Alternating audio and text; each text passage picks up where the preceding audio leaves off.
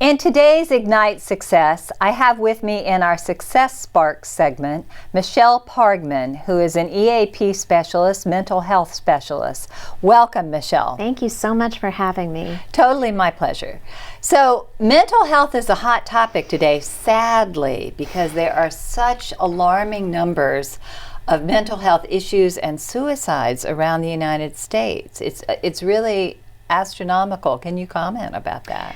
You know, my first reaction to that is nothing separates us except time and circumstance. So we, being a human, we all have the same ability to experience crisis, which affects our mental health. Right. The other thing is that just like our physical health, we're all on a continuum. Right. But yeah, the statistics definitely show, whether you're looking at CDC statistics or NAMI statistics, that 1 in 4 people in the United States have some sort of mental health condition or will in the year. So, and that's just what's reported. And I had read recently, I'm not sure exactly what the source was, that there was an alarming rate of increase in suicides of girls aged 10 to 15. Are you seeing that also? Yeah, I think I've done a lot of work going back 20 years to the Alachua County Crisis Center, and that was specifically, if you call the 1-800-273-TALK number, which is a national number, here in Northeast Florida, it goes to the Alachua County Crisis Center. So my frame of reference has been that it has always been that even one suicide is too much. Too many, absolutely. It is, absolutely. So, employee assistance programs, EAPs, I'm not sure that people understand what they are, but they can make a big difference in our employees' lives. So tell us about it. Thank you for asking. So EAPs were actually started in the late 1930s or early 40s in conjunction when AA, Alcoholics Anonymous, started. Because workplaces saw at that time you can actually drink in the workplace, and people saw that it affected your productivity. Oh, yeah, we'll be real effective. Just like smoking on airplanes, you know? Lots changed in the last few decades. Really? They were really drinking at work. Oh my goodness. So they found that when people were talking to their peers about it and cut down or stopped completely, that productivity went up. And thus the origin of EAPs. And now, to keep competitive in the field, EAPs have offered a lot more than just mental health. But yes, oftentimes it is the first entry point into somebody getting help, especially if they're tied into a company that offers an employee assistance program, which many companies do nowadays. And then it's also usually good for not just the employee, but whoever's in their immediate household.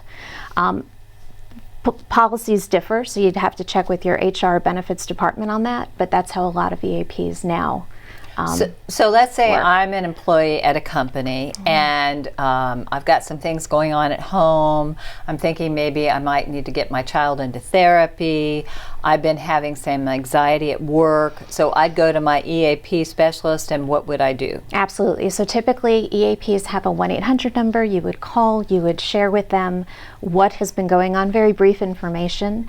And depending on your particular EAP, nowadays often EAPs provide not just in-person counseling, but if somebody prefers telephonic counseling, if somebody prefers even text therapy, there's lots of different ways now to receive EAP services. Again, it's about what's appropriate.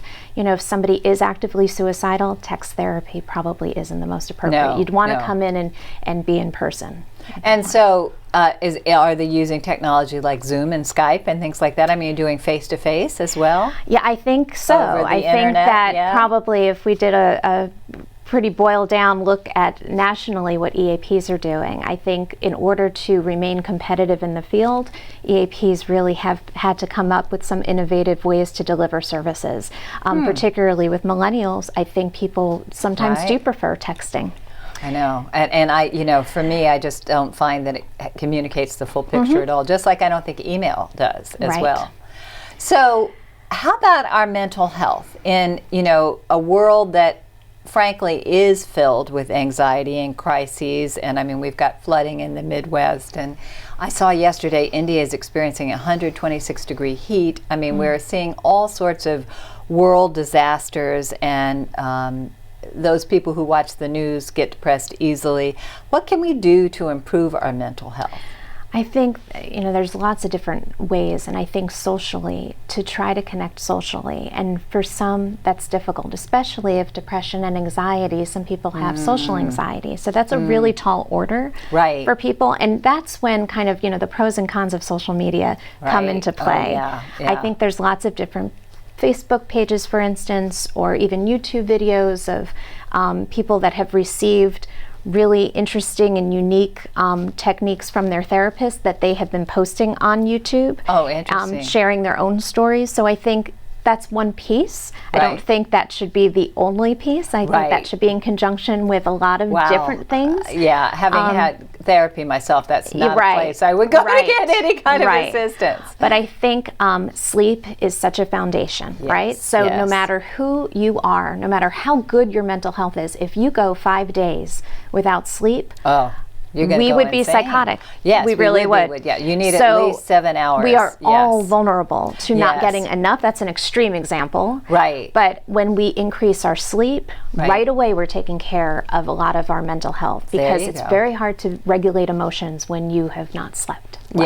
Yes. I teach about that in my stress programs. Yes. And I think also talking to your primary care physician or whoever healthcare provider you have the easiest access to, start the conversation. And then get connected to more appropriate resources. But start the conversation with some professional, I think is incredibly important. And, this is my personal opinion, but I know that there seems to be an alarming increase in prescriptions being given out for antidepressants and things like that. And I know it's very difficult to come off of antidepressants in a healthy manner. I think there's a lot of other things people can do before they go to that step. Would you agree? I think everybody's situation is incredibly different. I myself am not a medical doctor, so I do not prescribe medication.